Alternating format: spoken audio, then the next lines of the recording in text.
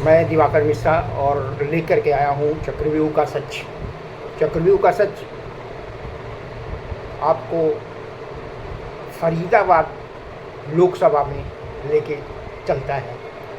फरीदाबाद लोकसभा की क्या स्थिति है, कौन कौन से उम्मीदवार किस किस का खेल बना रहे हैं और किस किस का खेल बिगाड़ रहे हैं। लोकसभा फरीदाबाद में फरीदाबाद के उम्मीदवार पिछले वाले ही हैं जो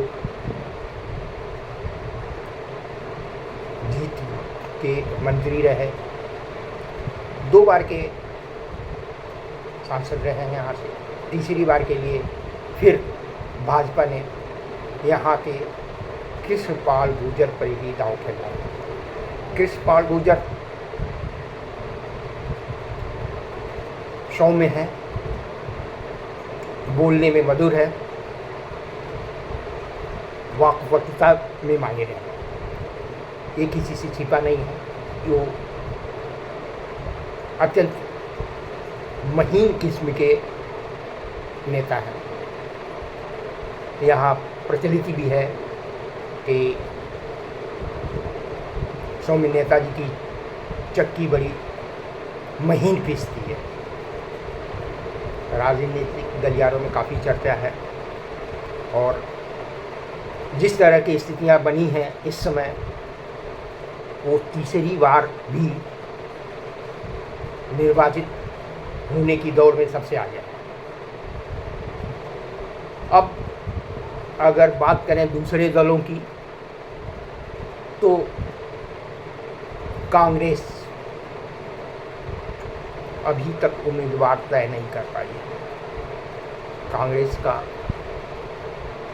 यह चलन आज का नया नहीं है, हमेशा ऐसे ही होता है। बहुत बाद में प्रत्याशी घोषित होते हैं, बाद में प्रत्याशित घोषित होने का फ़ायदा भी है और नुकसान भी है। फ़ायदा और संभावित उम्मीदवारों को बगावत करने का समय नहीं मिलता, पार्टी पर प्रेशर बनाने का समय नहीं मिलता और उम्मीदवार का खर्चा भी बच जाता है, यूँ कहे कि कम हो जाता है। तो कांग्रेस की स्थिति अभी स्पष्ट नहीं है और दूसरे दलों की बात करें तो बसपा भी अभी कहीं नज़र नहीं आ रही है। हाँ, अगर कोई सक्रिय है तो जेजेपी सक्रिय है। जेजेपी के पूर्व मुख्यमंत्री दुष्यंत चौटाला लगातार दौरे कर रहे हैं और फरीदाबाद में उनके बहुत दौरे हो रहे हैं। निश्चित तौर से फरीदाबाद पर उनकी नज़र है। अगर उन्होंने पूरे चुनाव तक ढंग से काम कर लिया फरीदाबाद पे, तो अगर लोकसभा उम्मीदवार नहीं भी जीते तो विधानसभा के लिए फरीदाबाद से 1 सीट की कम से कम उम्मीद बन जाती है। यह भी बहुत बड़ी उपलब्धि होगी। दूसरे पूर्व मुख्यमंत्री उप मुख्यमंत्री दुष्यंत चौटाला के बाद जो तिगांव क्षेत्र में उनके नेता प्रदेश प्रवक्ता उमेश भाटी हैं, वो काफ़ी सक्रिय है। मुझे तो लगता है पिछला विधानसभा चुनाव उन्होंने लड़ा था, इतने सक्रिय नहीं थे। अगर इतनी सक्रियता होती तो निश्चित तौर से वो 25,000 वोट ले जाती। उसके कारण रहे होंगे, उसके आगे मैं नहीं जाना चाहता। उन्होंने पहला चुनाव लड़ा था, कुछ चुनाव के अनुभव की कमी रही होगी। चुनाव लड़ना और लड़ाने में अंतर है। लड़ाया तो बहुत उम्मीदवारों को, लेकिन अपने पहली बार लड़े थे तो कुछ अनुभव की कमी रही होगी, कुछ असमंजसता रहा होगा, या पार्टी का भी वरद हस्त उतना न हो।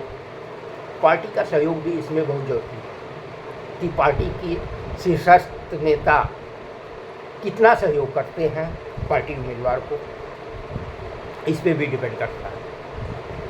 लेकिन चुनाव लोकसभा का है, उम्मीदवार नलिनी हुड्डा है और उमेश भाटी की सक्रियता आखिर क्या कहती है? इतने सक्रिय क्यों हैं उमेश भाटी? या तो दुष्यंत चौटाला ने इन पे हाथ रख दिया है कि आप जी तोड़ मेहनत करो और आपको कुछ न कुछ मिलेगा, चाहे पार्टी में मिले या सत्ता में आने पे मिले। सत्ता में आने का एक ही तरीका है, किसी दल से फिर गठबंधन हो जाए। इसी उम्मीद में उमेश भाटी अपने पार्टी के उम्मीदवार के लिए दिन रात परिश्रम कर रहे हैं।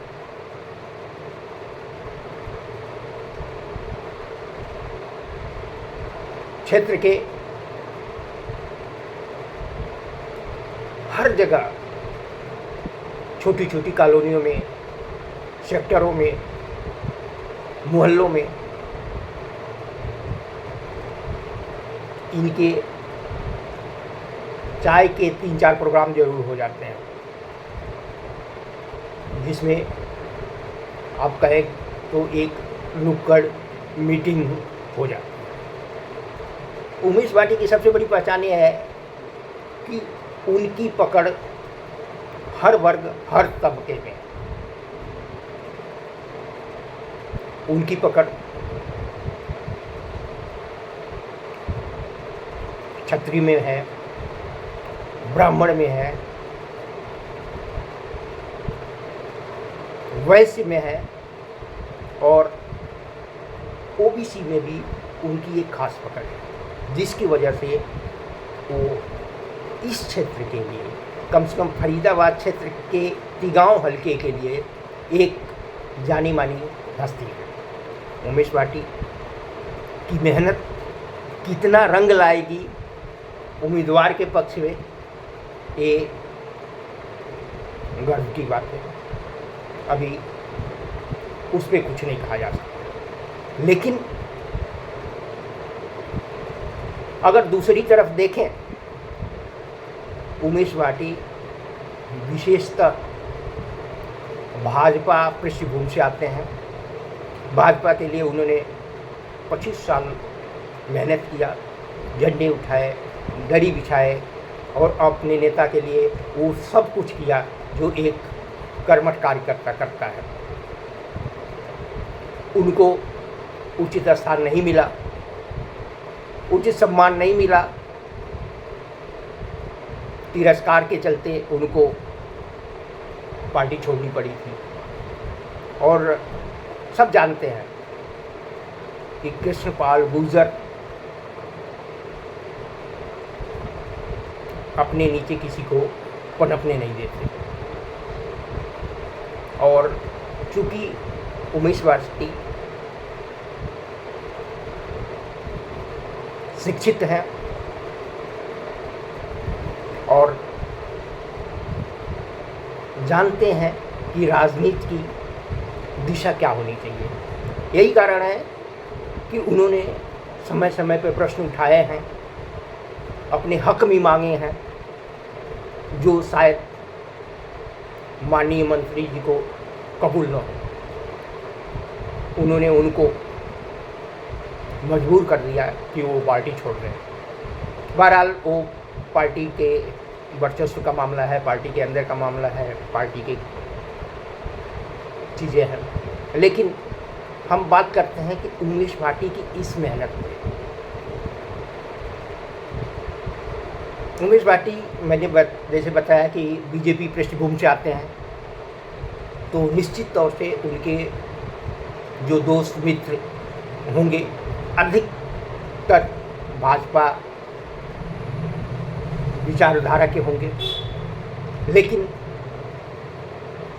यह सब जानते हैं कि विचारधारा, पार्टी, सिंबल सब एक तरफ होता है और व्यक्तिगत व्यवहार एक तरफ होता है। व्यक्तिगत व्यवहार के चलते मुझे लगता है कि उमेश भाटी इस बार बहुत ज़्यादा मतदान अपने उम्मीदवार के पक्ष में करा पाएंगे। अगर ऐसा होता है तो स्थिति किशन पाल के लिए एक असहज हो जाएगी।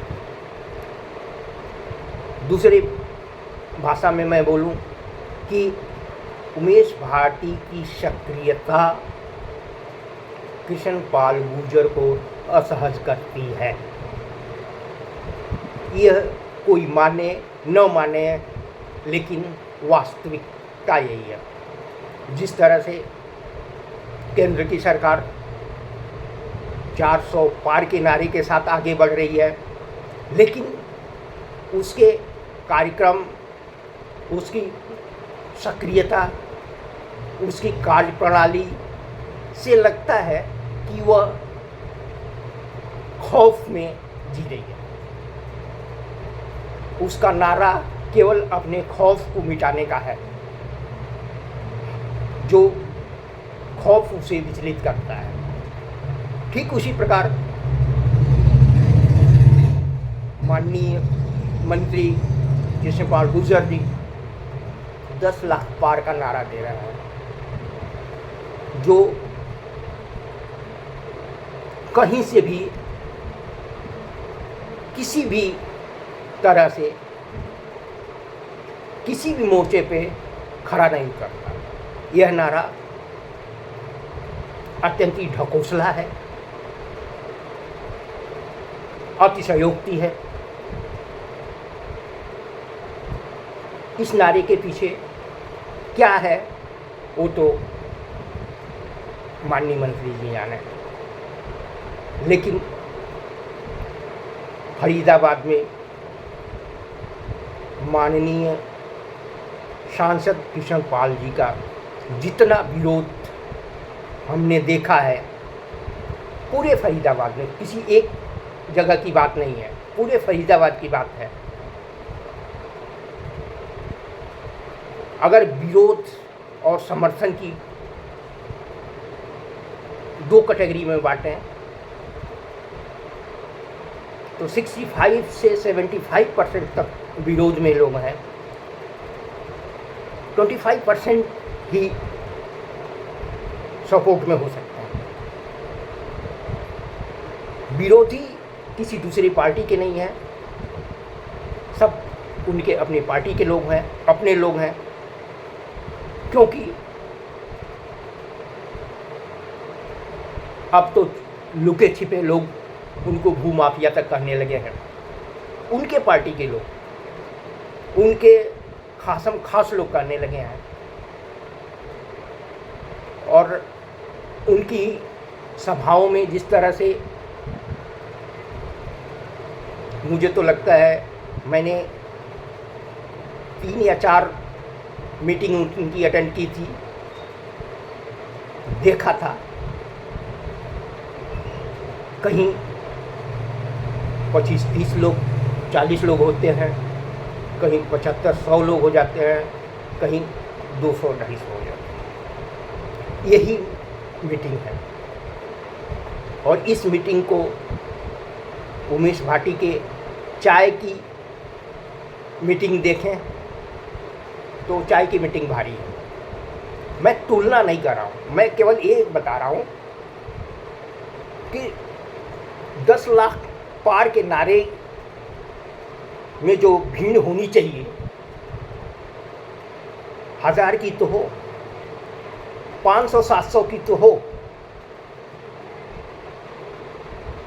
मंत्री हैं, कोई विधायक नहीं है, कोई पार्षद नहीं है, गली के सरपंच नहीं है, गली मोहल्ले के नेता नहीं है, राष्ट्रीय नेता, राष्ट्रीय फलक पे है, राष्ट्रीय नेता है, तो इतना तो होना चाहिए। लेकिन ऐसा नहीं, नज़र नहीं आ रहा है। इसका कारण क्या है? जबकि जाने माने पत्रकार तक मंच पे चढ़ के प्रचार करने लगे हैं। स्थिति यह है, पार्टी के लिए सहज हो सकती है, उस व्यक्ति के लिए सहज हो सकती है, लेकिन जो एक सच्चा पाठक है उसके लिए यह समाचार विचलित करता है कि हम किसको पढ़ते हैं। बहरहाल हम उस विषय पे नहीं आना चाहते। हमारा विषय यही है कि किशन पाल की 10 लाख पार का नारा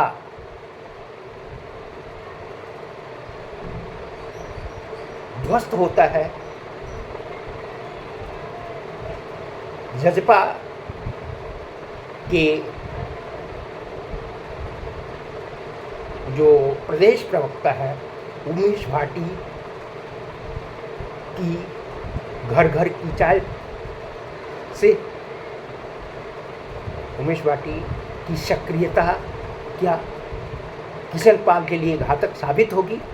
यह एक यक्ष प्रश्न है और इस यक्ष प्रश्न को सुलझाने की भी जिम्मेदारी भाजपा की है, कृष्णपाल गुर्जर की है और उनके समर्थित नेताओं की है। कांग्रेस की स्थिति तब आकी जाएगी जब उसके प्रत्याशी मैदान में होंगे। चक्रव्यूह का सच एक सच्ची